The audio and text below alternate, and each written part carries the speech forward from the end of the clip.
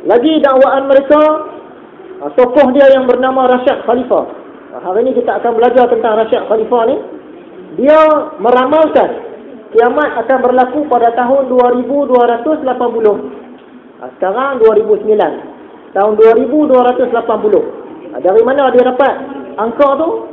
Dia campur kali bahagi dengan nombor 19. Dia kira-kira ikut cara dia lah. Kira-kira dia kata tahun 2280 kiamat akan berlaku.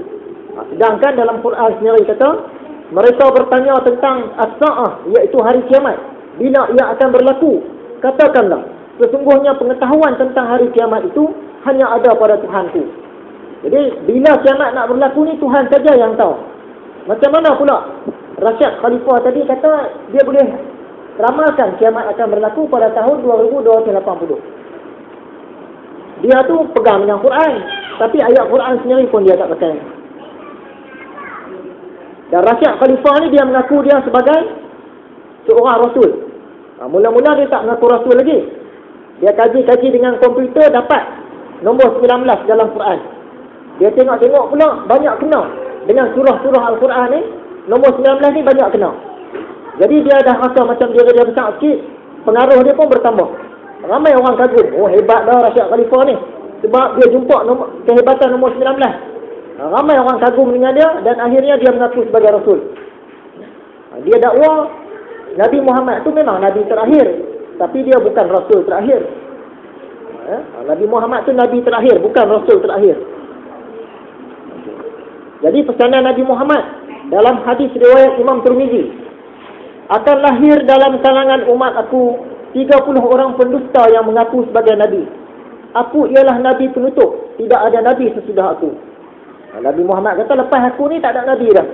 Kalau mai lagi mengaku dia Nabi ke Rasul ke, memang penipu lah. Nak jadi Rasul ni dia kena Nabi dulu. Satu-satu orang Rasul tu dia otomatik bertaraf Nabi dulu. Ni kalau dia tak jadi Nabi, tiba-tiba langkau jadi Rasul, mana boleh. Jadi dakwaan Rasyad Khalifah ni satu pembohongan juga lah. Begitulah antara beberapa hujah golongan anti hadis yang kita berikan jawapan-jawapan kita. Jadi minggu ini kita sambung lagi. Syair itu ialah syair yang dibuat oleh tuan kitab Syekh Fahmi Zamzam. Saya bacakan dalam bentuk pantun je lah. Al-Quran itu kalam ilahi, pedoman hidup kekal abadi. Hadis junjungan, jangan dinafi. Tempat kedua, pedoman suci. Apa maksud dia tempat kedua? Selepas Al-Quran, kita punya sumber perundangan ialah hadis. Itu maksud dia tempat kedua, pedoman suci. Ulama salaf jadi tauladan, banyak mengarang berbagai sunan. Jadikan ia sebagai pegangan, janganlah ia kita abaikan. Ulama salaf ni siapa dia? Ulama-ulama terdahulu. Daripada zaman Nabi Muhammad 300 tahun.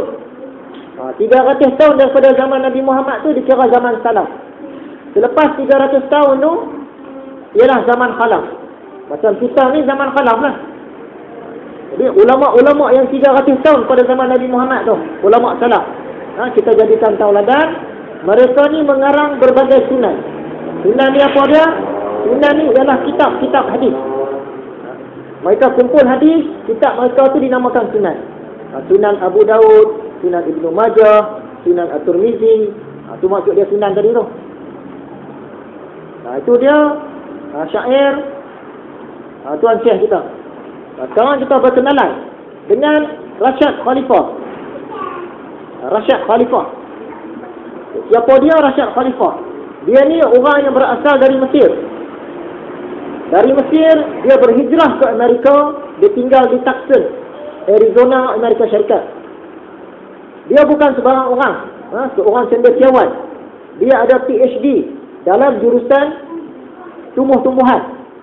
Ada doktor di depan nama dia tu, DR Rasyad Khalifah. Dia ni, dia kaji-kaji dengan komputer, dia jumpa keistimewaan angka 19 pada tahun 1980.